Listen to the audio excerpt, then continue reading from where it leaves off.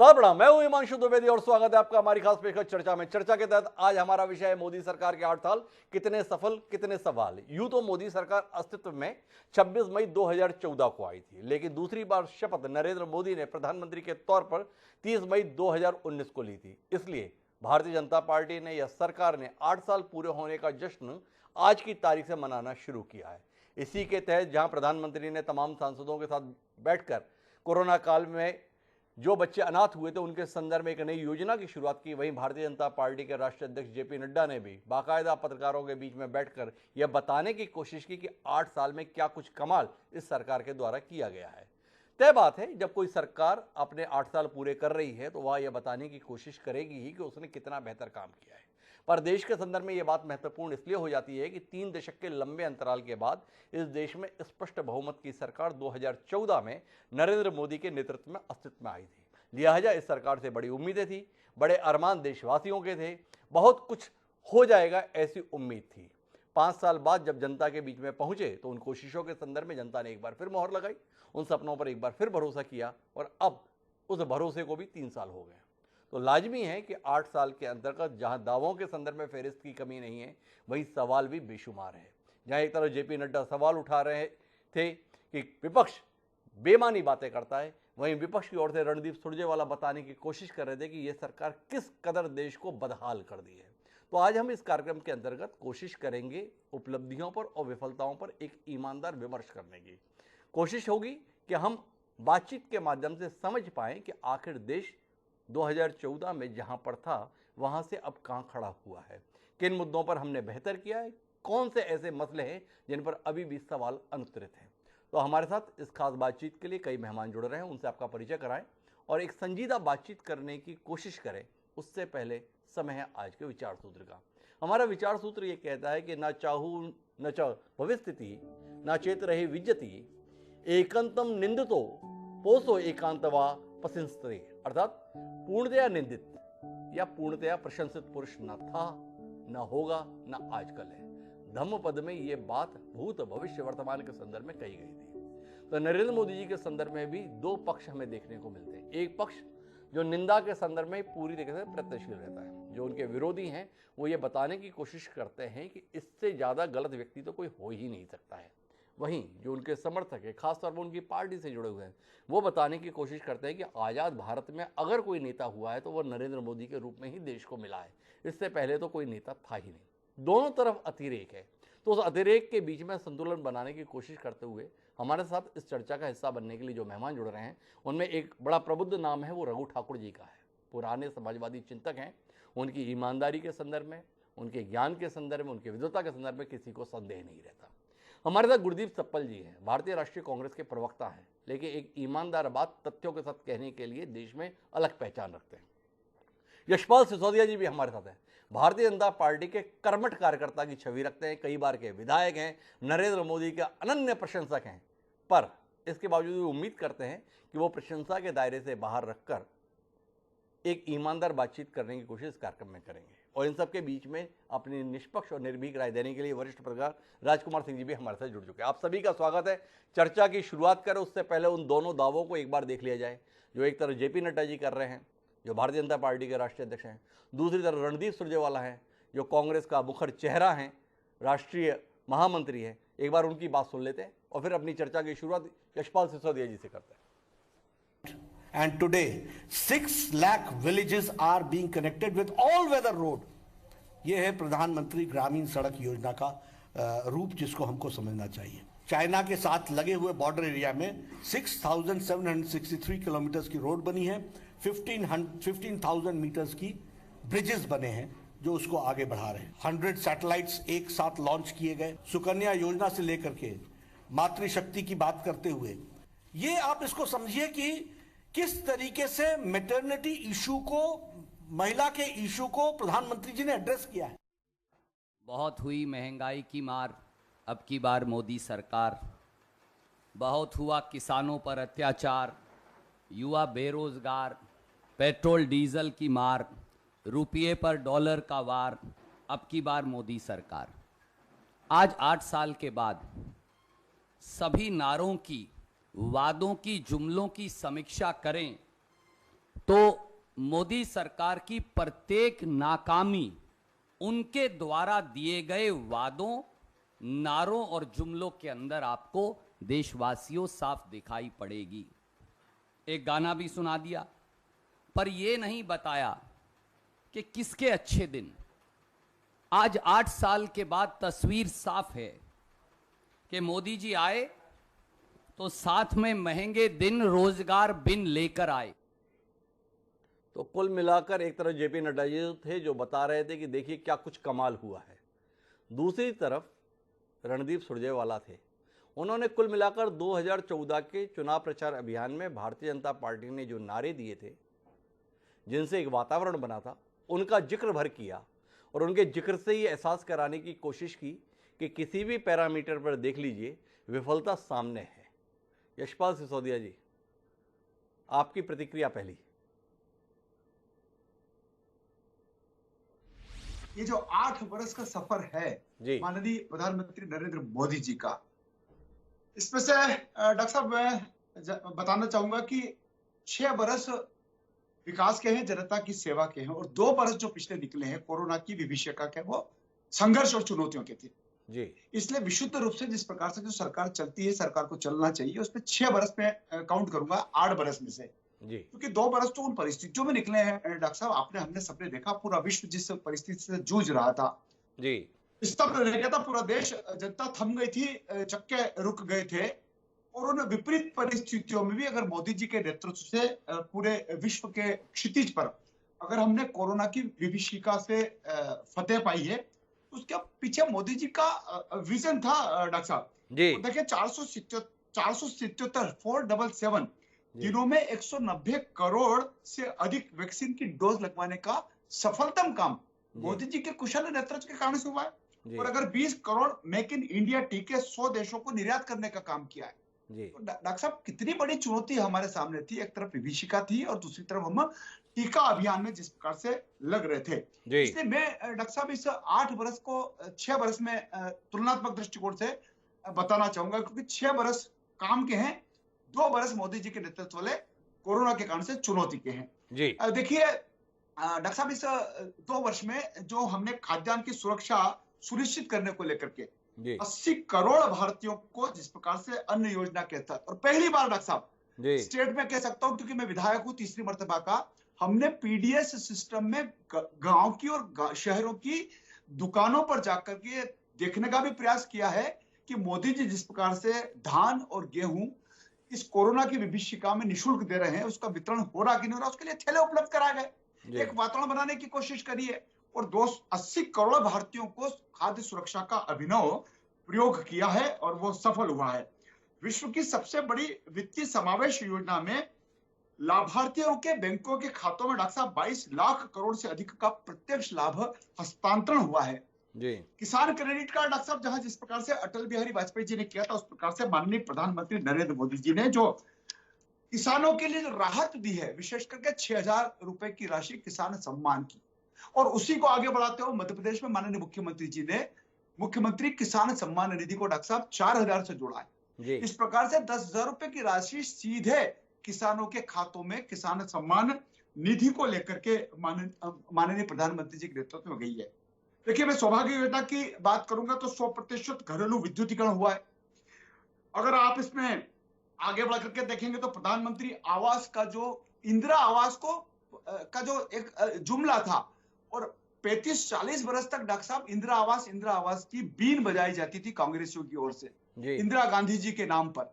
एक ग्राम पंचायत को डॉक्टर साहब 2 कुटीर मिलती थी, एक सरपंच का कार्यकाल 5 वर्ष का होता था, कुल मिलाकर के एक सरपंच अपने 5 वर्ष के कार्यकाल में मात्र 10 कुटीर देता था डॉक्टर साहब। आज 200, 250, 300 प्रधानमंत्री आवास ग्रामीण क्षेत्रों की पंचायतों में भी बने हैं, तो शहरी क्षेत्रों की नगर पालिका नगर निगम सीमा क्षेत्र में भी बड़े हैं। सेल्फ हेल्थ कार्ड का जो अनुभव सामने आया है, 5.6 गुना वृद्धि किसानों के लिए बजट आवंटित हुआ है डॉक्टर साहब आज तक के इतिहास में। 1,24,00,000। यशपाल जी, मैं थोड़ा कार्यक्रम को नीरस नहीं होने देना चाहता। इस प्रकार के आंकड़े कभी भी पढ़े जा सकते हैं, थोड़ा मुद्दों पर बात करते हैं। जिन मुद्दों पर आपने देश में उम्मीद जगाई थी, उनमें से एक बड़ा मुद्दा था, इस देश में गरीबी तो रहे ही नहीं अगर इस देश के कुछ पूंजीपतियों ने जो विदेश में अपनी संपत्ति जमा कर दी है वो संपत्ति भारत में वापस लाई जाना चाहिए। मौका दीजिए, 100 दिन के अंदर विदेश से काला धन भारत लेकर आएंगे। 8 साल हो गए, तकरीबन 2700 दिन से ऊपर हो गया, 3000 दिन भी हो सकते हैं। 100 दिन मांगे थे विदेश से काला धन लाने के संदर्भ में। देश जानना चाहता है यशपाल सिसोदिया जैसे संजीदा भारतीय जनता पार्टी के प्रतिनिधि से कि उस मोर्चे पर सफलता कहां तक मिली।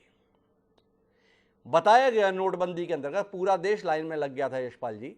बताया गया था कि काले धन से मुक्ति मिल जाएगी, नकली नोटों की बात इतिहास में दर्ज हो जाएगी। आंकड़े आ रहे हैं जो बता रहे हैं कि नकली नोट और सुविधा के साथ उपलब्ध हो गए हैं और पहले 500 के नोट रखने के संदर्भ में या 1000 के नोट रखने के संदर्भ में जगह ज़्यादा पड़ती थी। अब 2000 के नोट से और सहूलियत हो गई है इस अवैध धंधे करने वालों को। इसके संदर्भ में सवाल है। जीएसटी के संदर्भ में यह बताया गया था एक देश एक कर, वन नेशन वन टैक्स। उस टैक्स में ही कितने स्लैब हो रखे हैं और साथ में वैट अभी भी जिंदा है। इस मोर्चे के संदर्भ में यशपाल जी का क्या कहना है? तो थोड़ा यशपाल जी तथ्यों पर बात करते हैं। ये सरकारी आंकड़े पढ़ने के लिए तो अधिकारी काफ़ी रहते हैं। आप जैसा जननेता यहाँ पर हो और वो केवल आंकड़ों में उलझाने की कोशिश करे, मज़ा नहीं आएगा। थोड़ा तथ्यों पे बात करें ना यशपाल जी। अगर डॉक्टर साहब आपने आंकड़ों की बात करी है, अगर आप उस चीज को उद्दलित कर रहे हैं तो मैं भी बताना चाहूंगा, विश्व का सबसे बड़ा कर सुधारक जीएसटी के बाद देश में विकास के लिए रिकॉर्ड संग्रह हुआ है डॉक्टर साहब जी। अब ये टैक्स जब आता है तो माननीय मोदी जी की उस सफल नीति के कारण से आता है जी। और अप्रैल 2022 में डॉक्टर साहब 1.68 लाख करोड़ का संग्रहण हुआ है जी। पहले क्यों नहीं होता था डॉक्टर साहब? ये कर की चोरी क्यों होती थी? और ये जो डिजिटलाइजेशन किया है माननीय प्रधानमंत्री मोदी जी के नेतृत्व में, आज डॉक्टर साहब कहीं किसी को शिकायत नहीं होती। एसएमएस आते हैं, सीधा पारदर्शिता के आधार पर किसानों के खातों में, हितग्राहियों के खातों में, प्रधानमंत्री आवास के हितग्राही के खातों में पैसा ट्रांसफर हो रहा है। तो ये इतना बड़ा उपलब्धि अगर मोदी जी के नेतृत्व में, पर यशपाल जी अगर इतनी उपलब्धि है तो 400 रुपए का सिलेंडर 1000 रुपए में क्यों हम लोगों को मिल रहा है? ये सवाल गुरदीप सप्पल जी भी पूछ सकते हैं, लेकिन मैंने पूछ लिया। जब इतना जबरदस्त पैसा आपके पास में आ रहा है तो क्या कारण है कि 1000 रुपए का सिलेंडर लेने के लिए लोगों को मजबूर होना पड़ रहा है? वो डायरेक्ट बेनिफिट आपके अकाउंट में पहुंचेगा। लोग सिलेंडर के अंतर्गत राहत को देखते रहते, अकाउंट में पैसे वैसे आते नहीं है। सारी राहत कहां चली गई पता नहीं चल रहा है। डॉलर 2014 में जिस कीमत पे था, बताया गया था हमें, डॉलर के मुकाबले जब रुपया गिरता है तो केवल रुपया नहीं गिरता है, इस देश की इज्जत गिरती है, इस देश के नेता का मान गिरता है। अभी देख रहे हैं डॉलर के मुकाबले रुपया गिर रहा है। किसका मान गिर रहा है, किसकी इज्जत गिर रही है, जानना चाहते हैं यशपाल जी। जानना आपसे ये भी चाहते हैं हम कि जिस समय पर 2014 में आपकी सरकार आई थी उस समय पेट्रोलियम पदार्थों की जो कीमत थी, आज भी उससे कम ही पेट्रोलियम पदार्थों की कीमत अंतर्राष्ट्रीय बाजार में है। पर इसके बावजूद भी इस देश के आम आदमी को तकरीबन 1.5 गुना भुगतान देना पड़ रहा है पेट्रोल डीजल के लिए। जब पैसा इतना बेशुमार आया, यशपाल जी जैसा विद्वान व्यक्ति बता रहा है कि देखिए खजाना कैसे लबालब हो रहा है, तो लोग जानना चाहते हैं फिर जेब इतनी खाली क्यों हो रही है आम आदमी की? कुछ कहेंगे यशपाल जी? आम आदमी की जेबों पर सीधा सीधा प्रधानमंत्री नरेंद्र मोदी जी के नेतृत्व में लाभ भी तो दिया जा रहा है जी। अगर आप देखेंगे कि किसानों के लिए करोड़ों रुपए की राशि बजट से प्रावधानित होकर के अगर किसानों के हित में जा रही है, अगर हितग्राहियों के हित में जा रही है, अगर खाद्य सुरक्षा के हितों में जा रही है, क्या हम गरीब का भला नहीं कर रहे डॉक्टर साहब? अगर हम कहेंगे कि 8.2% की विकास दर के साथ भारत दुनिया में सबसे तेजी से बढ़ने वाली अर्थव्यवस्था का देश हो गया है, डॉक्टर साहब इसको अपन उपलब्धि नहीं कहेंगे क्या? अगर 2021-22 में 583.57 अरब का प्रत्यक्ष निवेश भारत के माध्यम से अगर हुआ है विदेशी, तो क्या हम इसको उपलब्धि नहीं मानेंगे क्या? जहां तक गरीबी का सवाल है, गरीबी से संघर्ष करने को लेकर के प्रधानमंत्री नरेंद्र मोदी जी संबल बने हैं डॉक्टर साहब, पूरे देश के संबल बने हैं। कमाल कर दिया इन 8 साल में। फिर भी पता नहीं इन विरोधियों को और खासतौर पर कांग्रेसियों को ये उपलब्धियां दिखाई क्यों नहीं देती। ये भाजपा की शिकायत रहती है। गुरदीप सप्पल जी मेरे साथ है, यूं तो मेरे साथ रघु ठाकुर जी, पर रघु जी थोड़ा सा समय चाहूंगा आपसे, एक बार गुरदीप सप्पल जी की प्रतिक्रिया ले लूं। गुरदीप जी, कभी आप लोग अच्छा क्यों नहीं बोलते इस सरकार को? 8 साल में माना कि कुछ विफलताएं होंगी, पर इस देश ने कई सफलताएं भी इस दौरान देखी हैं। क्यों नहीं मानते हैं कि नल जल योजना के माध्यम से लोगों के घर तक पानी पहुंचाने का काम इस सरकार के द्वारा किया गया? स्वच्छता के संदर्भ में गांधी जी का सपना था कि मेरा देश, मेरा गांव स्वच्छ रहे। उसके संदर्भ में नरेंद्र मोदी जी के द्वारा गांधी जयंती पर 2014 से जो पहल की गई, उसका प्रभाव क्या देश में दिखाई नहीं देता है? इसकी सराहना करने में आपका कलेजा क्यों फटता है, ये सवाल है। क्या आपको गैस सिलेंडर उपलब्ध कराने के संदर्भ में जो योजना उज्ज्वला के रूप में चलाई गई, उसके माध्यम से महिलाओं की जिंदगी में बदलाव आया, उसको लेकर आपकी शिकायत क्यों है? जानने में यह भी दिलचस्पी है कि किसानों के संदर्भ में पहली बार उनको एक सम्मान राशि के तौर पर राहत पहुंचाई जा रही है। इसकी सराहना करने में आप पीछे क्यों हटते हैं? तो ऐसे बहुतेरे सवाल हैं, चाहे पाकिस्तान पर सर्जिकल स्ट्राइक का मुद्दा हो, चाहे जीएसटी जो आपसे नहीं लागू हो सका वो सरकार ने सफलतापूर्वक लागू करके दिखा दिया, इसका विषय हो, हर मसले पर इतने नाराज, इतने तल्ख, इतने गुस्सैल आपकी पार्टी के नेता क्यों रहते हैं? आपकी बात नहीं कर रहा, आपकी पार्टी के नेता हो गए क्यों?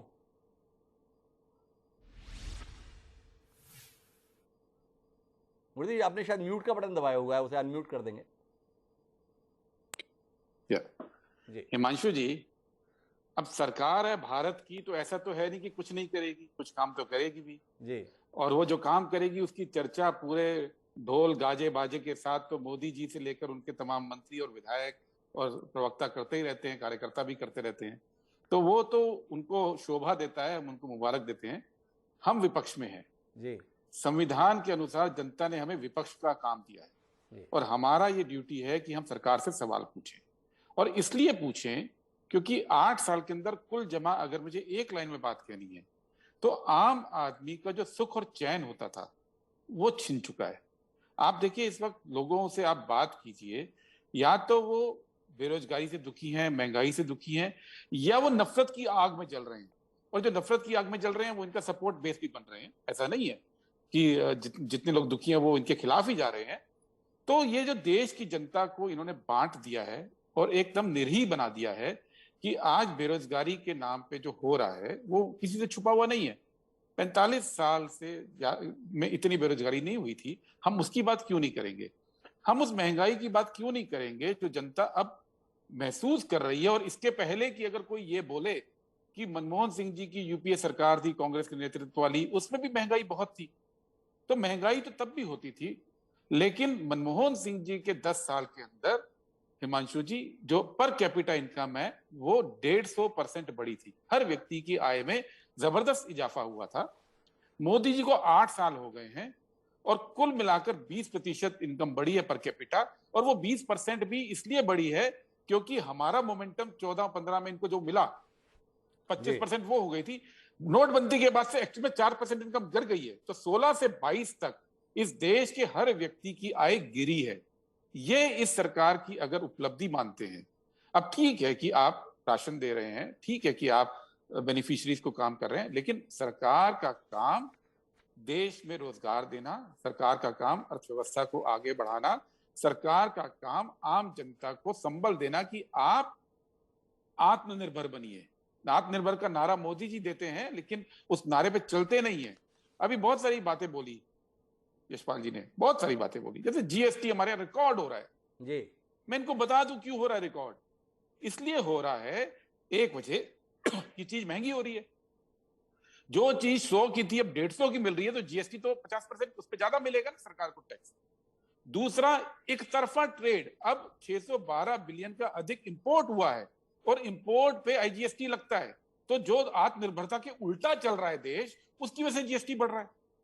और तीसरा, जो पेट्रोल रेट के अंतरराष्ट्रीय पेट्रोल डीजल के बड़े हैं, पेट्रोलियम के, क्रूड ऑयल के, वो डॉलर में खरीदते हैं, उस पर ज्यादा जीएसटी मिल रहा है। तो जीएसटी प्रोडक्शन की वजह से नहीं बढ़ रहा है सर, जीएसटी इसलिए बढ़ रहा है कि महंगाई बढ़ रही है, आपका रुपया वीक हो रहा है और आपका आयात बढ़ रहा है, आप निर्यात नहीं कर रहे हैं। चीन को आपने 27 बिलियन डॉलर का निर्यात किया था और मंगाया कितना? 103 बिलियन, 4 गुना 5 गुना ज्यादा।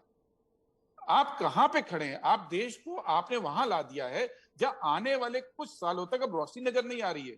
ठीक है, आप इसको डायरेक्ट कैश बेनिफिट की तरह से लोगों को अपने पक्ष में रख सकते हैं। ये ठीक है कि आप मस्जिद मंदिर करके, आप मुसलमानों को बोल के भड़का के वोट हासिल कर सकते हैं, पर सच्चाई जो है वो अपनी जगह है कि सरकार के चलते ना रोजगार का चयन है, ना घर चल पा रहा है, और इस सरकार के चलते कमा कौन रहा है?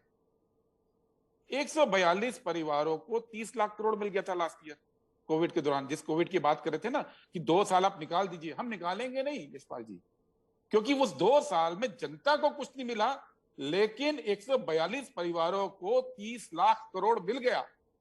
देश के 3 औद्योगिक घराने रोज 1000 करोड़ कमा रहे हैं आज रोज। पर मेरा एक सवाल है गुरदीप जी, आप जो विफलताएं गिना रहे हैं और उन विफलताओं में आम आदमी की तकलीफ को आप रेखांकित कर रहे हैं, ये बता रहे हैं कि आम आदमी कितना परेशान इन 8 साल के दौरान हो गया है। तो आपसे समझना ये चाहता हूं कि क्या आप इसे नरेंद्र मोदी का कमाल नहीं मानते, क्या आप इसे नरेंद्र मोदी की सफलता नहीं मानते कि इसके बावजूद भी न केवल जनता का भरोसा अभी भी भारतीय जनता पार्टी और नरेंद्र मोदी के प्रति बना हुआ है, बल्कि आपके नेताओं का भी भरोसा भारतीय जनता पार्टी और नरेंद्र मोदी पर बना हुआ है। तमाम कोशिशों के बावजूद भी आपके तमाम दिग्गज राजनीतिज्ञ जो आपसे नाराज होते हैं, वो सब मोदी जी पे भरोसा जताते हुए भाजपा का दामन पकड़ने के लिए व्याकुल दिखाई देते हैं। लगातार फेरिस्त है, सुनील जाखड़ जा चुके, हार्दिक पटेल कतार में है।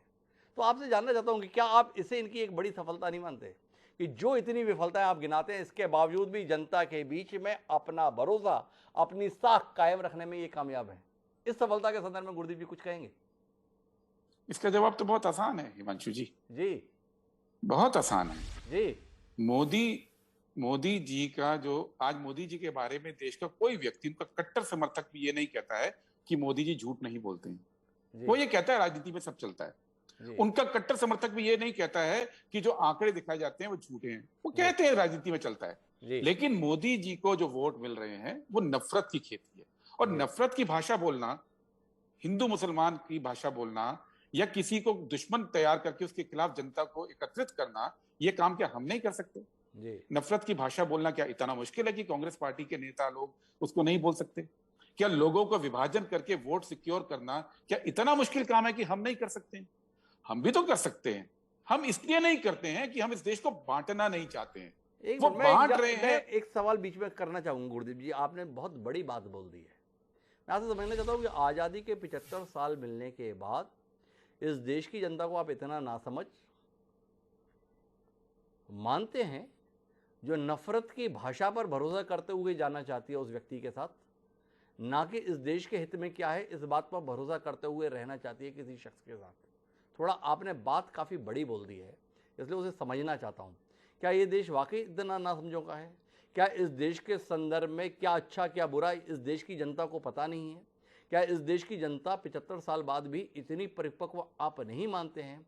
हम जिस परिपक्व लोकतंत्र की, दुनिया के सबसे बड़े लोकतंत्र की बात करते हैं, वो इतना ज़्यादा मूर्ख है, सीधे शब्दों में कहें, कि नफरत की बात बोलने वाले, नफरत का काम करने वालों के साथ खड़ा हो जाता है। थोड़ा समझना चाहता हूँ। हिमाचल, यहाँ शब्दों का थोड़ा हेर फेर है जी। जनता मूर्ख नहीं होती है जी, लेकिन प्रोपेगेंडा एक चीज होती है जी। आज आप अपने परिवार में, अपने पड़ोसियों के, दोस्तों के परिवार में देख लीजिए, घर घर के अंदर इस सवाल पे झगड़े शुरू हो गए। जी। बाप बेटी का, भाई बहन का, दोस्तों के बीच में झगड़े शुरू हो गए हैं इन चीजों को लेकर, कि नफरत के सवाल को लेकर। एक वर्ग बड़े जोरों से मोदी जी का समर्थन करता है और एक वर्ग अपने नाते रिश्तेदारों को, दोस्ती को ताक पे रख के उसका विरोध भी करता है। ये जो खाई बटी है, ये पहले थी क्या? ये तो अभी हुई है और इसी जनता के बीच में हुई है। हर घर के अंदर, हर व्हाट्सएप ग्रुप के अंदर, हर शादी ब्याह के अंदर आप जाइए, हर गांव के अंदर आप जाइए, हर चौपाल के अंदर जाइए, आज लोग बटे हुए हैं। ज्यादा लोग मोदी जी के साथ हैं, इसमें कोई दो राय नहीं है। लेकिन ये कहना कि जनता ने इस बंटवारे को नहीं देख रही है या इसका हिस्सा नहीं बन रही है, ये तो आंख मूंदने वाली बात हो गई। ये तो आंख मूंदने वाली बात होगी। गुरदीप सफल जी कह रहे हैं कि नफरत जो है उसके कारण से यह वातावरण दिखता है और यह सफलता उसकी कारण से दिखती है। मेरे साथ रघु ठाकुर जी हैं और रघु जी के साथ में मुझे ये सहूलियत है कि वो सत्ता के होड़ में नहीं है, वह केवल सच के साथ रहने के लिए अपने जीवन को समर्पित किए हुए हैं। उनसे समझना चाहता हूँ, वैचारिक रूप से विरोध अपनी जगह रघु जी, और देश के आज के हालात अपनी जगह, क्या वाकई देश इतनी खराब हालत में है जैसा गुरदीप जी बताने की कोशिश करते हैं, या देश उतना सुनहरा है, इतना सब कुछ अच्छा अच्छा है जैसा यशपाल जी बताते हैं, या इसके बीच में कुछ और आप देख पाते हैं जो बाकी लोग देख तो सकते हैं पर अपनी राजनीतिक प्रतिबद्धताओं के चलते देखना नहीं चाहते? मैं ऐसा महसूस करता हूं कि यशपाल जी ने जो कहा है जी, वो उनकी लाचारी है और सतपाल जी ने जो कहा है वो उनकी लाचारी है। जी दरअसल इन दोनों के कथन खुद ही लाचारियों से के बोझ से दबे हुए हैं। जी मैं नहीं कहता हूं कि मोदी जी ने कुछ काम नहीं किया है। मोदी जी के कुछ कामों का मैं समर्थक हूं, मैंने खुलेआम समर्थन भी किया है। जी अब ये से नोटबंदी की चर्चा हो रही थी। जी मैं आज भी मानता हूं कि नोटबंदी एक समाजवादी दिशा में जाने वाला कदम था और उसका विरोध नहीं किया जाना चाहिए था। अगर उससे किसी को परेशानी होती तो वो काले धन वालों को होती, बड़े लोग को होती। ये बात मैं मानता हूं कि नोटबंदी की प्रक्रिया इस प्रकार से हुई। वो दिक्कतें हैं कि वो अच्छा भी काम अगर करते हैं तो वो उसको इस ढंग से करते हैं कि वो केवल अपने ऊपर ही सारा से लेके जाना चाहते हैं। जिस दिन नोटबंदी हुई तो आपको तो याद होगा जी कि सारे के सारे जो मंत्री थे वो अंदर एक प्रकार से कैद खाने में जैसे थे और मंत्रिमंडल बैठा था और बाहर आके प्रधानमंत्री एक पत्रकार वार्ता कर रहे थे। अगर उस पर भी सलाह मशवरा किया गया होता तो हो सकता है इससे और बेहतर परिणाम कर सकते थे, पर ये काम ठीक था। दूसरा, इसमें कोई संदेह नहीं है कि आवास के बनाने में, आवास के लिए पैसा देने में उन्होंने अच्छा काम किया है और काफी लोगों के लिए आवास मिल रहे हैं, मैं मान लेता हूँ। जहां तक सवाल है जो यशपाल जी शायद कहना भूल गए, जो बड़ी महत्वपूर्ण था कि नदी जोड़ने की जो योजना है जी उस योजना पर भी उन्होंने अच्छा काम किया है, उसको भी हम महसूस करते हैं। आयुष्मान योजना भी एक अच्छी योजना है, हालांकि उसमें भी कमियां हैं, उनकी चर्चा मैं भी करूंगा कि क्या कमियां हैं, पर एक अच्छी योजना है। किसान सम्मान निधि को भी मैं अच्छा काम मानता हूं और ट्रिपल तलाक को लेकर जो सरकार ने निर्णय किया है वो भी मैं ठीक मानता हूं कि सही निर्णय है। पर अब सवाल दूसरा इस बात का है कि जो काम आपने किए उन कामों को आपने जिस ढंग से किया है उसके परिणाम क्या हो रहे हैं। जैसे एक सवाल आया स्वच्छता का सवाल। जी आपने ग्रामीण क्षेत्रों में शौचालय बनाए, परंतु क्या उन शौचालयों को डालने के लिए पानी है? आज स्थिति यह है यशपाल जी कि अधिकांश गांव के शौचालय, आप तो खुद गांव से जुड़े हुए व्यक्ति हैं, उनमें पानी नहीं है। लोगों ने फिर से बाहर जाना शुरू कर दिया है और शौचालय जो है वो स्वच्छता के बजाय गंदगी के ठिकाने बन गए, उनका इस्तेमाल नहीं हो पा रहा है। तो ये आपकी योजना की कमी है। आपकी योजना की कमी ये भी है कि इससे आपने उज्ज्वला योजना लागू की, ठीक बात है, आपने सिलेंडर दिया, बहुत अच्छा काम किया, पर जिनको वो सिलेंडर चलाना है, आगे ले जाना है, क्या उसकी कीमत को देने के लायक कीमत आपके पास है? आपने कीमतों को लगभग दोगुना कर दिया, तो वो उसका इस्तेमाल क्या कर पाएंगे? ये भी सोचने का सवाल है। तीसरी बात यह है कि जो अभी कहा यशपाल जी ने कि कोरोना काल में सफलता हो रही, 190 का 180 करोड़ लोगों के लिए वैक्सीन लग गया। सारी दुनिया में लगा है वैक्सीन, को यही नहीं लगा है। सवाल ही नहीं है। मैं तो ये पूछना चाहता हूं कि यशपाल जी या हमारे प्रधानमंत्री मोदी जी ये बताएं कि इन्होंने इसकी घोषणा 19 या 20 मार्च 2021 को क्यों की, जबकि ये सूचना जो विश्व स्वास्थ्य संगठन है उसकी ओर से, अंतर्राष्ट्रीय संस्थाओं की ओर से नवंबर और दिसंबर 2020 में आ चुकी थी। क्या सिर्फ इसलिए कि यहाँ पर डोनाल्ड ट्रंप का दौरा होना था, उस दौरे की वजह से आपने खुद 1 लाख लोग अहमदाबाद में जमा किए, उसकी वजह से आपने हवाई यात्राओं पर रोक नहीं लगाई? देखिए, ये जो बीमारी है कोरोना की, ये बीमारी भारतीय बीमारी नहीं है, ये विदेश से आई हुई बीमारी है। और जब विदेश से आई हुई बीमारी है तो इस बीमारी को आने की सूचना मिलने के बाद आप ट्रंप से कह सकते हैं कि भाई ट्रंप जी रुक जाइए, हम आपका स्वागत बाद में कर लेंगे, कभी देश को महामारी से बचाएंगे, परंतु ये कमी रही। दूसरी बात कि जो वैक्सीन लगी है, मैंने मान लिया, पर वैक्सीन लगने में भी विलंब हुआ है। और मैं इसलिए कहता हूं कि भारत सरकार ने एक नीतिगत गलती की थी। उन्होंने वैक्सीन बनाने वाली कंपनियों से जो समझौता किया, उसमें समझौता किया कि 50% आप देश को देंगे, सस्ते दरों पर देंगे, 50% आप देश को निर्यात कर देंगे। और जब वो विदेश को निर्यात करने लगे, फिर आपके जब कमी हुई, लंबी लाइनें लग गई, समय दिया और समय पर पहुंच नहीं पाई, तब फिर आपने उनको दबाना शुरू किया कि नहीं आप वैक्सीन को हमको दीजिए। तो सरकार के जो फैसले हैं वो फैसले अच्छे भी हैं, परंतु उनको करने का जो प्रक्रिया है, तरीका है, वो इतना गलत है। उसके पीछे कारण है कि मोदी जी का विश्वास है मुझे लोकतंत्र में जरा कम नजर आता है। दरअसल उनका जो बनावट है, मानसिक बनावट है, वो ये बनावट है एक चाल करोड़ तत्व वाली, यानी एक व्यक्ति को चलाए, बकायदा भीड़ के साथ पीछे दिखाए। तो वो कभी कोई सलाह मशवरा नहीं करते। अगर इन बातों पर उन्होंने कोई सलाह मशवरा किया होता तो शायद ये भिन्न होती। अब जहां तक उनकी कमियां हैं, उनकी नीति के बारे में जो कमियों का सवाल है, उस पर मैं आपके सामने अपनी बात को रखना चाहता हूं कि अभी जैसे कहा गया कि साहब जीएसटी आई, जीएसटी पिछले कांग्रेस सरकार के जमाने में भी आई थी, और उस समय बतौर मुख्यमंत्री के स्वतः मोदी जी ने और भाजपा ने उसका विरोध किया था। तो ये जो जीएसटी है, इस जीएसटी को आपने तब विरोध क्यों किया था? दूसरा जो जुड़ा हुआ सवाल है कि आप कह रहे हैं कि इससे इतना टैक्स हुआ। हम आपसे पूछना चाहते हैं कि 18% जो कॉर्पोरेट टैक्स था, इसको आपने भी 5% कम कर दिया। अरे भाई, अगर 5% टैक्स और आप लगाते तो जो आज आपका रेवेन्यू 1.5 लाख करोड़ आप बता रहे हैं, ये बढ़कर 3 लाख करोड़ का होता, तो हिंदुस्तान को और पैसा मिलता। इसको आपने कम क्यों किया? फिर इस सवाल ये पूछना पड़ेगा कि आपने बेस्ट ऑफ की चर्चा की, क्या हिंदुस्तान के नई संसद की आवश्यकता थी? क्या 25,000 करोड़ रुपया बेस्ट ऑफ पे खर्च करना उपयोगी है? देखिए, ये देश गांधी का देश जाना जाता है। भारत सरकार ने जब स्वच्छता का अभियान शुरू किया तो गांधी की फोटो ले आई, खाली चश्मा लगाया।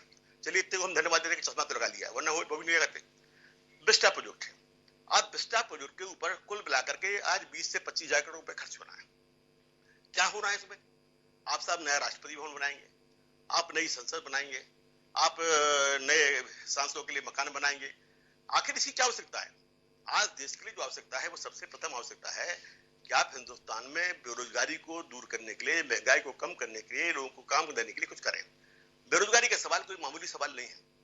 बेरोजगारी की स्थिति इतनी भयंकर हो रही है कि अगर एक चपरासी का पद निकलता है तो हजारों लोग उसको दरखास्त लगाते हैं कि हमको चपरासी बनना है। यहाँ भोपाल के रेलवे स्टेशन पर मैं उतरा, मैंने देखा कि बच्चियां ऊपर एक वर्दी पहने, पर लिखा है चाय वाला, और चाय बेच रही थी। हमने उससे पूछा एक बच्ची से कि तुम्हारी शिक्षा कहां तक है? अब आप देखिए कि बीटेक पास लड़की आज चाय बेचने को लाचार है, एमए पास लड़का, इंजीनियरिंग पास लड़का आज चपरासी बन के दरखास्त देने को तैयार है। और भारत सरकार क्या कर रही है? भारत सरकार, मोदी जी की सरकार, हर क्षेत्र का निजीकरण करने की तैयारी है और निजीकरण कर रही है। रेल में आप देखिए कि 3 लाख पद सालों से करे पड़े, बंद पड़े, उनको लिए भर्ती नहीं किया गया। अभी आपने हाल में 83,000 पद सरेंडर कर दिए। इसके कुछ देर पहले आपने 71,000 पद सरेंडर किए थे। तो एक तरफ तो बेरोजगारी इतनी पहुंची हुई है कि उसकी संख्या, अगर आप पढ़े लिखे हो, गैर पढ़े लिखे बेरोजगारी की संख्या को जोड़ेंगे तो 20-22 करोड़ से ऊपर वो संख्या पहुंच रही है। परंतु उनको रोजगार देने के लिए आपके पास योजना क्या है? हमने मान लिया कि भाई छोटे मोटे होटल लगाना, या जैसे हमारे अमित शाह जी कहते हैं कि साहब के आलू गोना बेचना, ये भी व्यापार है, ये भी काम है, मान लेता हूं मैं। पर क्या 22 करोड़ लोग केवल आलू गोना बेच सकते हैं? इनके लिए आपको जो छोटी मशीन पर जाना चाहिए, इनको लोग आपको जो ग्रामीण अर्थव्यवस्था के में परिवर्तन करना चाहिए, इसके लिए जो आपके बड़े बड़े जो उद्यम है उनको कम करके आपको छोटे उद्योग पे जाना चाहिए। ये काम इस सरकार ने नहीं किया है। मेरा एक सवाल है रघु जी, आपने काफी विस्तार से बताया, लेकिन मैं एक मर्म की बात पर आपसे टिप्पणी चाहता हूं, फिर राजकुमार सिंह जी के पास चलूंगा। आपको नरेंद्र मोदी की नीयत में खोट दिखता है या नीति में खोट दिखता है? नियत में खोट दिखता है, नीति अधूरी है। नीति के बारे में क्योंकि वो दीर्घकालिक विचार नहीं करते हैं, और जो उनके मन में आ जाता है वो उसके लिए ही देश की नीति बनाने का काम करते हैं। तो नियत में खोट, आपने बोला उनकी नियत में खोट है, क्या खोट है? उनकी नियत में खोट है कि वो उद्योगपतियों को, बड़े बड़े जो कॉर्पोरेट्स हैं उनके लिए फायदा पहुंचाना चाहते हैं। उनको फायदा पहुंचाने के जो काम करते हैं उनके ऊपर जनता की सेवा का नाम दे देते हैं। ये उनकी नियत की खोट है। तो ये रघु ठाकुर जी का कहना है कि वो तो उद्योगपतियों के लिए काम करते हैं। पर मेरा आपके पास में राजकुमार सिंह जी जाने के पीछे मंशा ये है कि रघु ठाकुर जी जैसा संजीदा आदमी ऐसा महसूस करता है कि नरेंद्र मोदी की नीति तो अधूरी और नीयत में खोट है। अब मेरा आपसे सवाल यह है कि अगर उनकी नीति अधूरी है, नीयत में खोट है, तो भी जनता का वोट उन्हीं के हिस्से में क्यों आता है? क्या आपको वाकई लगता है कि इस आदमी के ऊपर भरोसा करके देश गलती कर रहा है, या आप मानते हैं कुछ लोग हैं जो नरेंद्र मोदी की सोच और उनके कार्य के तरीके को बर्दाश्त नहीं कर पा रहे हैं, इसलिए विफलता के स्वर में बोलते हैं, लेकिन उनके काम के दायरे में आम आदमी है, गरीब आदमी है, और उसके जीवन को बदलने के लिए ये व्यक्ति और ये सरकार प्रयत्नशील है, जैसा इस सरकार का दावा है। राजकुमार सिंह जी का इतना अनुभव जो पत्रकारिता के क्षेत्र में है, क्या महसूस करता है? हिमांशु जी, रघु ठाकुर जी वरिष्ठ समाजवादी चिंतक हैं और व्यक्तिगत संबंधों के चलते भी और वैसे भी मैं उनका बहुत सम्मान करता हूँ जी। लेकिन विनम्रता के साथ मैं कहना चाहता हूँ कि 2019 का लोकसभा चुनाव हो जी, या उसके ठीक पहले और उसके बाद हुए विधानसभा चुनाव, जी, अगर हम लोकतंत्र में बिना किंतु परंतु के विश्वास करते हैं, आस्था रखते हैं,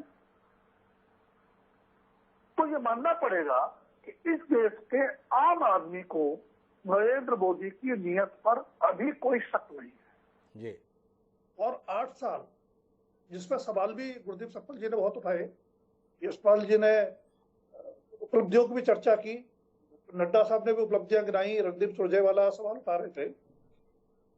इसके बीच अगर बीजेपी के पास, जिसमें 2 साल का कोरोना काल भी है, इसको यशपाल जी माइनस कर देना चाहते हैं क्योंकि उसके उठे सवालों का जवाब नहीं है, इसके बाद भी अगर बीजेपी देश की राजनीति में सबसे बड़ा दल है, विश्व की बात हम छोड़ भी दें जी, लोगों की पहली पसंद है,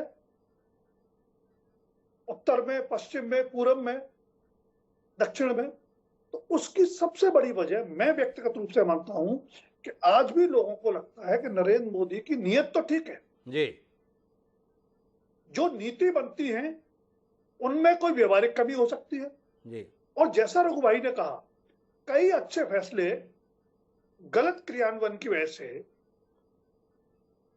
जनता को भी भारी पड़े जी, और जिसका जितना लाभ सरकार को मिलना चाहिए था वो नहीं मिला जी, अब मैं दूसरी बात पे आता हूं। मैंने शायद एक बार आपसे बात चर्चा में कहा भी था जी, कि जब हम किसी भी लोकतांत्रिक व्यवस्था में किसी भी सरकार की कामकाज की समीक्षा करें, चर्चा करें, तो हमें 2 अलग अलग पहलुओं पर करनी चाहिए जी, क्योंकि लोकतंत्र में सरकार का नेतृत्व राजनीतिक दल करता है, उसका नेतृत्व करता है, तो हमें ये गलतफहमी नहीं होनी चाहिए कि वो अपने राजनीतिक एजेंडा को किनारे रख के सिर्फ और सिर्फ सुशासन, सेवा, उसके लिए काम करे।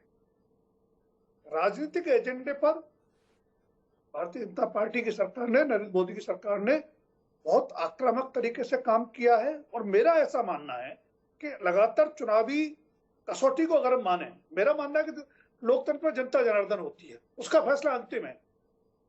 हम आप उसे पसंद करें, किंतु परंतु करें, सवाल उठाएं, तो उस काम को जनता ने पसंद किया। गुरदीप सप्पल जी ने भी कहा कि नफरत की राजनीति करके लोगों को बांट के, मुझे लगता है कि देश के सबसे पुराने राजनीतिक दल के एक जिम्मेदार प्रवक्ता से हम इस टिप्पणी की उम्मीद नहीं करते कि नफरत की राजनीति करके बांट के भारतीय जनता पार्टी लगातार आगे बढ़ी है। इसका मतलब ये मान लें कि देश के बहुसंख्यक मतदाता या मतदाताओं का मेजॉरिटी बंटवारे की राजनीति में यकीन करती है। दूसरी बात, लोकतंत्र के प्रति निष्ठा और अभिव्यक्ति की स्वतंत्रता पर सवाल कई बार उठते हैं।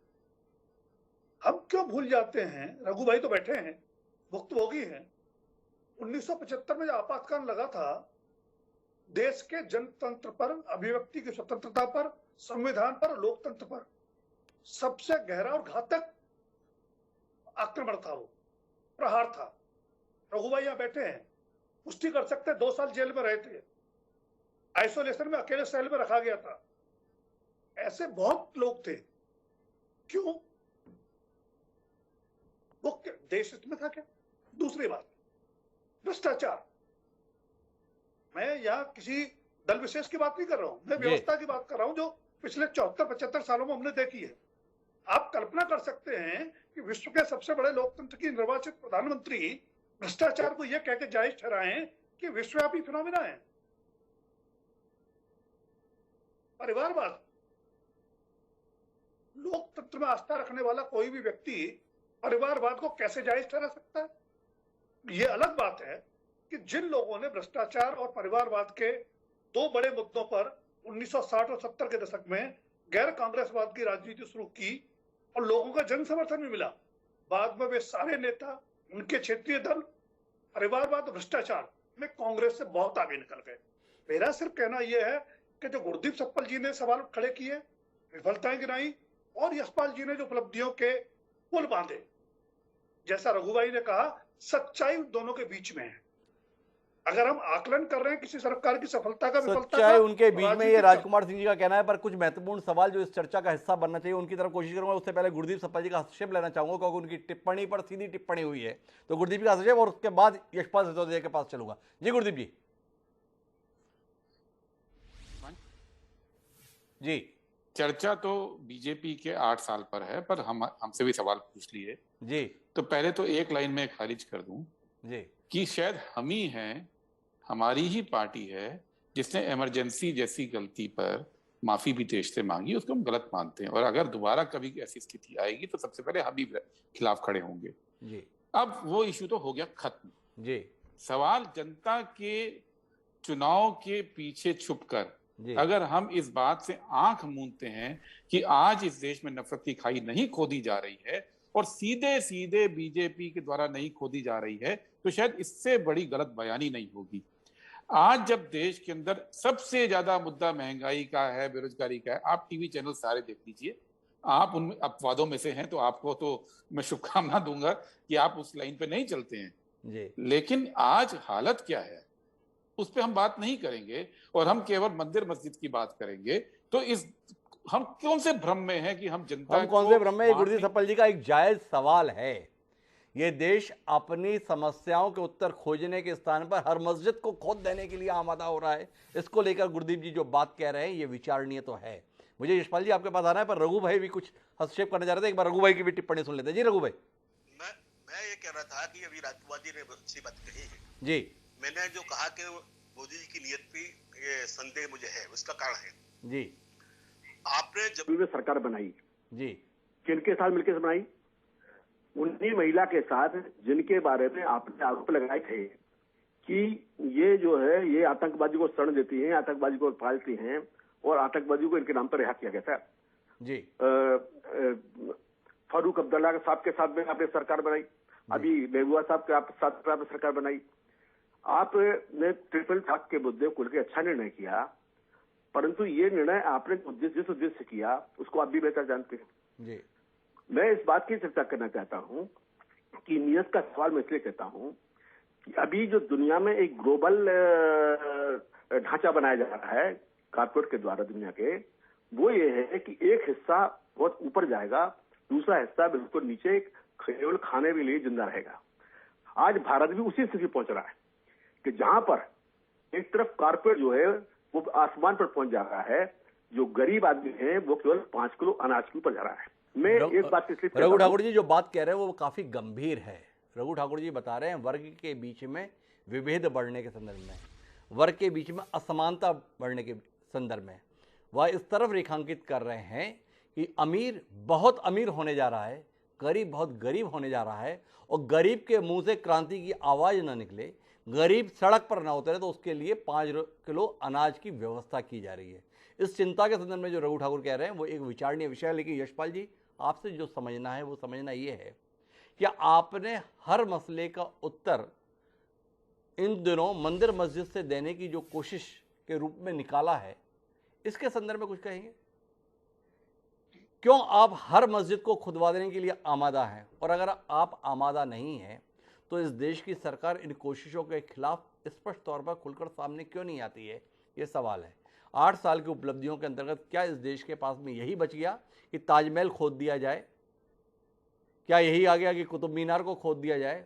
और इस जैसी 3000 से ज़्यादा इमारतों के संदर्भ में फिर जाके आप कोई सर्कुलर ही लेकर क्यों नहीं आते हैं कानून की शक्ल में, जिसमें हर मस्जिद को खोद कर ये जांचा जाएगा कि उसके नीचे कितने मंदिर दबे हुए हैं?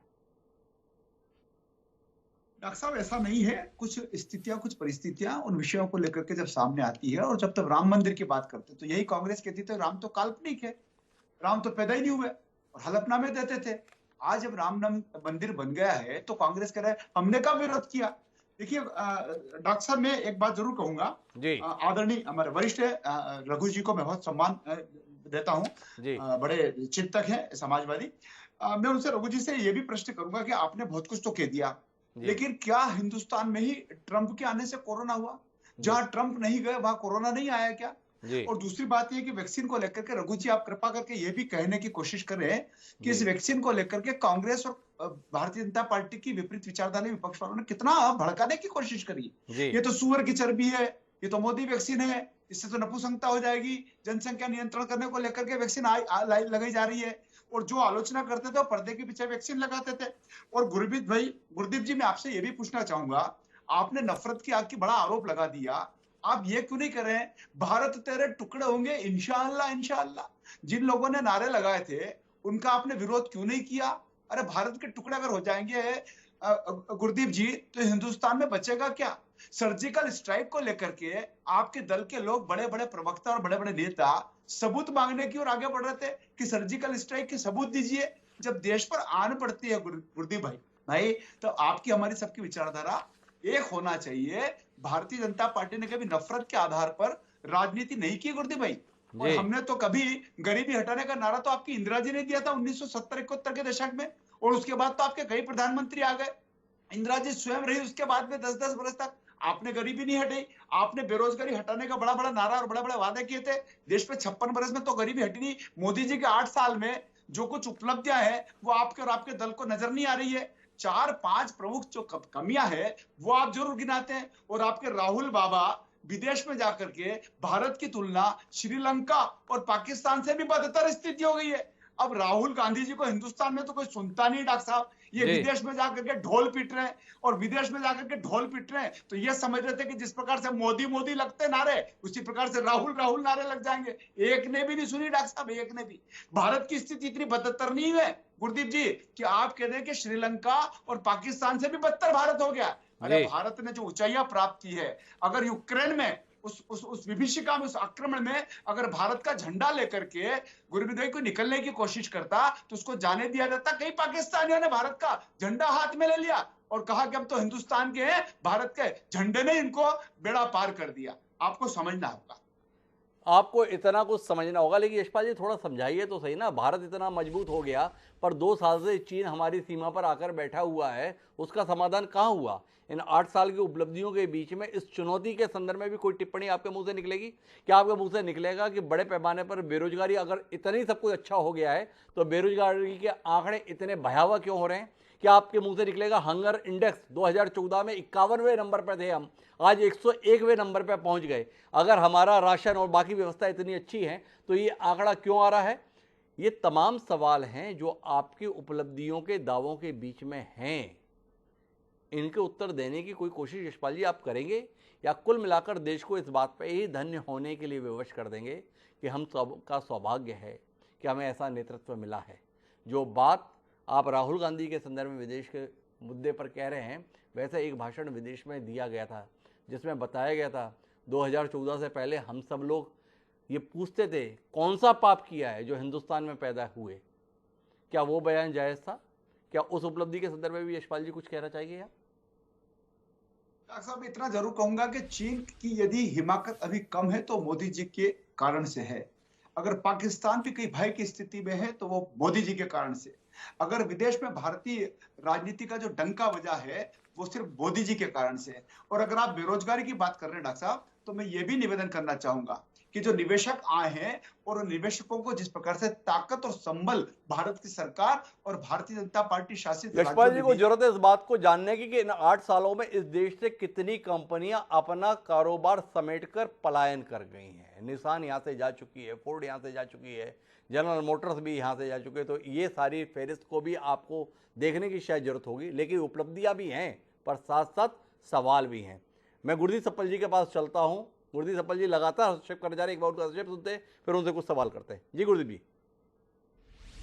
हिमांशु जी 2-3 बातें उठाई हैं, मैं उनका एक एक करके थोड़ा बहुत संक्षेप में जवाब दूंगा। जी। और उसके पहले जो सवाल है, देखिए यूपीए की सरकार गई थी क्योंकि हम पे ये आरोप लगाया था 1,76,000 करोड़ का 2G घोटाला और 1,85,000 करोड़ का कोल घोटाला, जो कि काल्पनिक लॉस था, काल्पनिक घाटा था, एक फर्जी घोटाला खड़ा किया गया और उसके लिए हमको बदनाम करके बाहर कर दिया, जो आज पूरे देश को पता है वो घोटाला था ही नहीं। जी। लेकिन जो असल लूट आज हो रही है, असल लूट 11 लाख करोड़ रुपया, हम तो 2.25 लाख पे थे, 11 लाख करोड़ रुपया बैंकों का माफ कर दिया जो लोग बैंक के उसमें गड़बड़ किए हैं। जी। 5,35,000 करोड़ रुपया के फ्रॉड करके लोग इस देश को छोड़कर भाग गए हैं।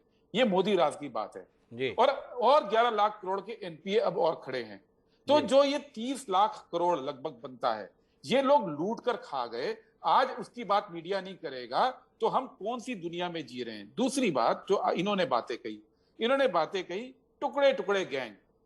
यशपाल जी 8 साल से आप ही सत्ता में हैं, अगर किसी ने टुकड़े टुकड़े बोला होता, आपकी पुलिस, आपकी सरकार, आपकी इंटरनल सिक्योरिटी क्या कर रही है? आज क्यों 8 साल 7 साल के बाद आज आप केवल भाषण देते हैं? क्योंकि वो भी फर्जी आपने जमा किया था। जिन लोगों ने नारे लगाए थे ना जेएनयू के गेट पे, उन लोगों को आज तक आप पकड़ नहीं पाए, बावजूद इसके कि सीसीटीवी के अंदर उनकी फुटेज है। और आपने कन्हैया को बदनाम करने की कोशिश की और गलत की, इसलिए हमने उसको अपनी पार्टी में लिया, क्योंकि आपके फर्जीवाड़े के खिलाफ हम लड़ेंगे। आपने बात की कि तिरंगा लेके यूक्रेन में निकले, तो आप ये कहना चाहते हैं कि इस तिरंगे की महिमा केवल मोदी जी के आने से बनी है? इस देश में जो 75 साल से हम लोगों ने काम किया, उसने महिमा नहीं तैयार की थी तिरंगे की। हाँ, आरएसएस ने अब मानी है कुछ साल पहले, वो नहीं मानता था तिरंगे को, पूरा देश मानता था। और तिरंगे की महिमा अब से नहीं है, नैम समिट 1952 में हो गया था, पूरी दुनिया पीछे आई थी तिरंगे के। तो महिमा को हमें आप उल्टा पाठ मत पढ़ाइए। आपने बात की वैक्सीन के बारे में, हमने गलत बोला। अरे आप तो थाली बजवा रहे थे, दिए जलवा रहे थे, और राहुल गांधी प्रेस कॉन्फ्रेंस करके, और हिमांशु जी के पास फुटेज होगी आर्काइव में, वो डिमांड कर रहे थे कि वैक्सीन लगवाइए, बिना वैक्सीन के कोरोना नहीं जाएगा। और जब हमने वैक्सीन के लिए आंदोलन किया, आज आप हमें उल्टा ठहरा रहे हैं, आज हमें कह रहे हैं आप थाली बजवा के भगा रहे थे। सच्चाई इस देश को ये भी नहीं भूलनी चाहिए, और लाशें नदियों में बही ये भी नहीं भूलना चाहिए आपको। और आपकी जो बातें करते हैं हमसे, surgical strike, doctor Manmohan Singh ने बाद में मजबूर होकर बोला था 8 सर्जिकल स्ट्राइक यूपीए के टाइम पे भी हुई थी, पर हमने ढिंडोरे नहीं पीटे थे।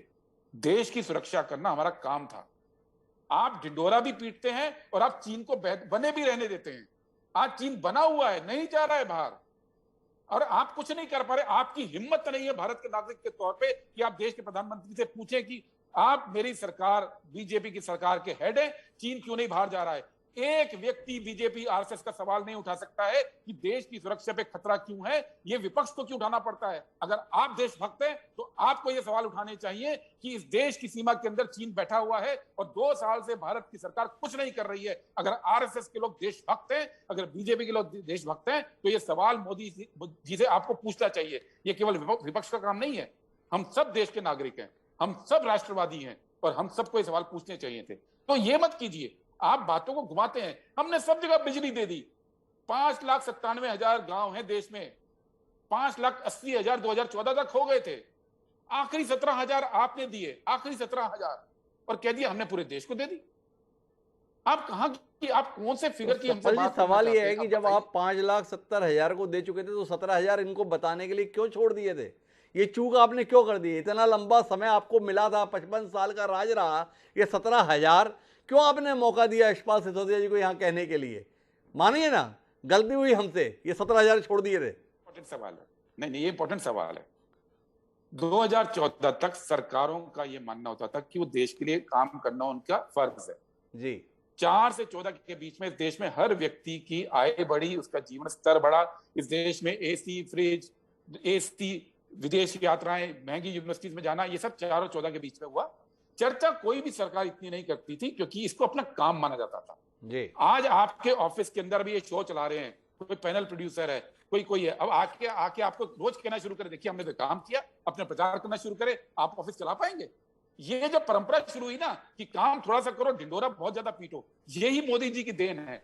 और काम कम कर रहे हैं, ढिंडोरा ज्यादा पीट रहे हैं। गुरदीप सप्पल जी इस निष्कर्ष पर पहुंचे 8 साल के कामकाज के विवेचन के आधार पर रघु ठाकुर जी शायद इसमें कुछ और जोड़ना चाहते हैं। तो एक बार रघु जी की बात सुनते हैं। जी रघु जी। देखिए डॉक्टर साहब, मैं तो सबसे पहले यशपाल जी के इस बात का उत्तर देना चाह रहा था जी कि ट्रंप के आने से जो फर्क पड़ा उस समय पर जी, मैं मानता हूं कि दुनिया में कोरोना सब जगह पहुंचा। मैंने ये कहा है कि अगर वो सावधानी की होती तो शायद हिंदुस्तान उतनी बड़ी महामारी से बच जाता जी। एक।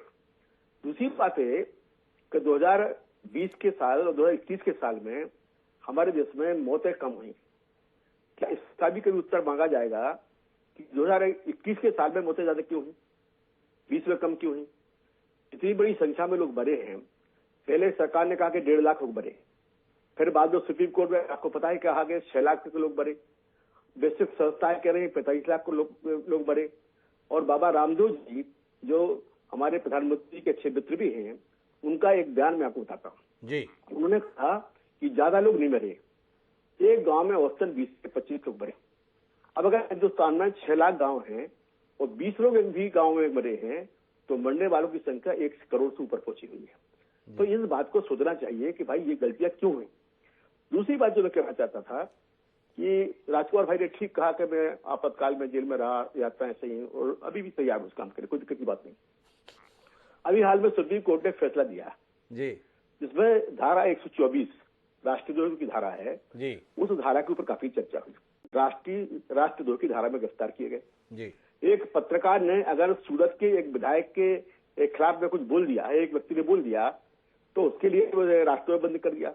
एक विधायक साहब से सवाल पूछ लिया आम सभा में तो उसके लिए राष्ट्रद्रोह में गिरफ्तार कर लिया। बाद में उसको हाईकोर्ट ने, गुजरात हाईकोर्ट ने छोड़ा।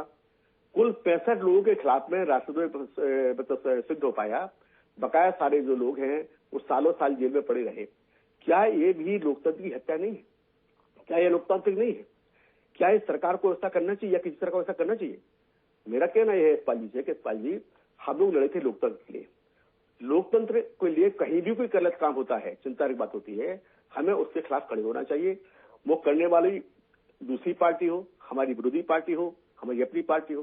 क्योंकि हम लोग तो जिस नेता के शिष्य हैं डॉक्टर लोहिया के, वो कहते थे कि हमें खुद से भी लड़ना पड़ेगा, अपनी सरकार से भी लड़ना पड़ेगा।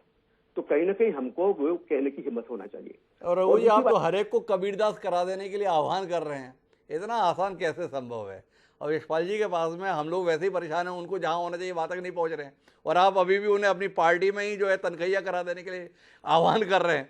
बहरहाल मैं इस चर्चा को एक मुकाम देना चाहता हूं और आखिरी बातचीत के लिए राजकुमार जी आपके पास आना चाहता हूं। क्या आप 8 साल के संदर्भ में जब विवेचन करें और नरेंद्र मोदी की सरकार की सबसे बड़ी सफलता और सबसे बड़ी विफलता, केवल 2 प्रश्न अगर आपसे करें संक्षिप्त, मेरे पास समय सीमित है, तो क्या सबसे बड़ी सफलता आप मानते हो, क्या सबसे बड़ी विफलता आप मानते हैं?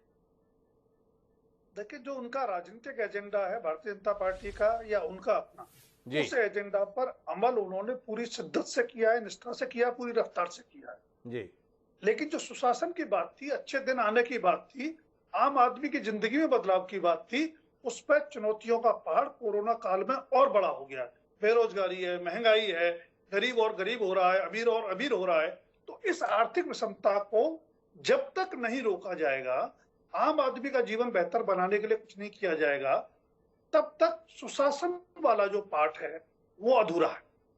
आने वाले 2 सालों में मुझे लगता है मोदी सरकार के लिए, भारतीय जनता पार्टी के लिए सबसे बड़ी कसौटी वही होने वाली है, क्योंकि लगभग 1 दर्जन विधानसभाओं के चुनाव है, उसके बाद लोकसभा का चुनाव है, और कुछ ना हो, राजनीतिक एजेंडा की चिंता में भी सुशासन को अपनी एजेंडा में टॉप पर लाना पड़ेगा। अगर हम इस बातचीत के मर्म में पहुंचे तो कुल मिलाकर सामाजिक एजेंडा होते हुए भी प्राथमिकता में राजनीतिक एजेंडे का रहना इस सरकार की सबसे बड़ी विफलता है। यह सरकार लोगों के लिए काम तो करना चाहती है, लेकिन उससे ऊपर वरीयता अपने राजनीतिक हितों को दे देती है। इसीलिए उपलब्धियां उस स्तर पर नहीं पहुंच रही हैं जिस स्तर पहुंचने की उम्मीद निष्पक्ष भाव से लोग करते हैं। इसमें कोई शक की बात नहीं है कि 8 साल में काम बहुतेरे हुए हैं, लेकिन उसके साथ में जो चुनौतियां उभर कर आई हैं उनके संदर्भ में प्रश्न अनुत्तरित हैं। सबसे बड़ा सवाल अमीरों के बहुत अमीर हो जाने और गरीबों के और गरीब हो जाने के संदर्भ में है।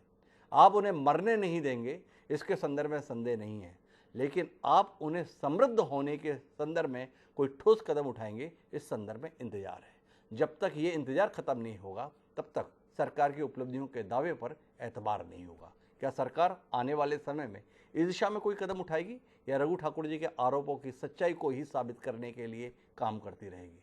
इंतजार करेंगे। आप चारों मेहमानों का बहुत बहुत धन्यवाद इस चर्चा का हिस्सा बनने के लिए। समय है अब आज के शेर का।